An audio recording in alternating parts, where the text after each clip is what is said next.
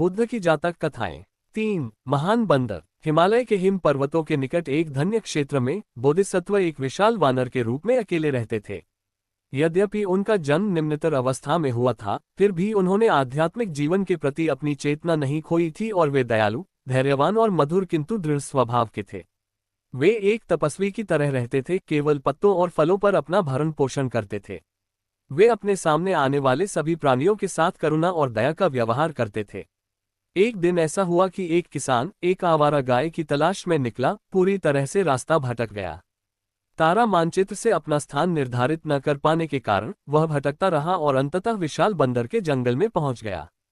भोजन की तलाश में उस आदमी को एक चट्टानी ढलान के किनारे फलों से लदा एक पेड़ दिखाई दिया। पेड़ के पास पहुंचकर जैसे ही वह एक शाखा पर खड़ा होकर फल पकड़ने लगा, शाखा अचानक टूट गई और वह एक खाई के तल पर एक अंधेरे कुंड में गिर गया। चारों ओर से खड़ी चट्टानों की दीवारों से घिरा होने के कारण बचने का कोई रास्ता नहीं था। वह आदमी कई दिनों से उस अंधेरी खाई में था, जब उसी पेड़ से फल तोड़ रहे विशाल बंदर ने नीचे पड़े किसान के क्षीण शरीर को देखा। बंदर ने किसान को पुकारा, जिसने मदद की भीख मांगी। उस आदमी की स्थिति पर गहरी करुणा से भरकर बंदर बोधिसत्व चट्टान से नीचे उतरने लगे। खाई की तलहटी में पहुंचकर उन्होंने किसान को अपनी पीठ से चिपका लिया और गहरे गड्ढे से बाहर निकलने लगे। ऊपर पहुंचने पर बंदर इतना भारी भार ढोते ढोते थक गया और उसने उस आदमी से कहा कि वह उसके आराम करते समय उसकी रक्षा करे। किसान ने बंदर को वचन दिया कि वह सोते समय उसकी रक्षा करेगा।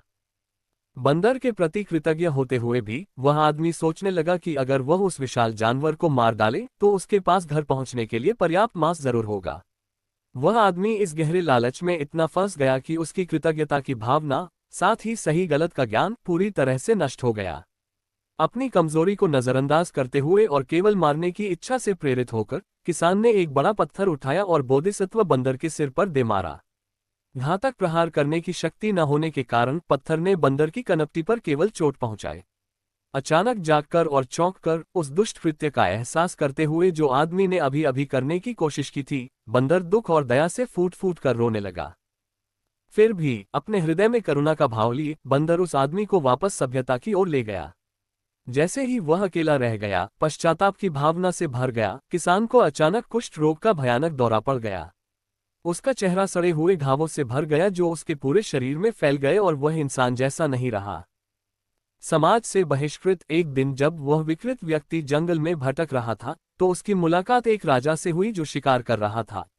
राजा ने पूछा कि वह किस प्रकार का राक्षस या भूत है।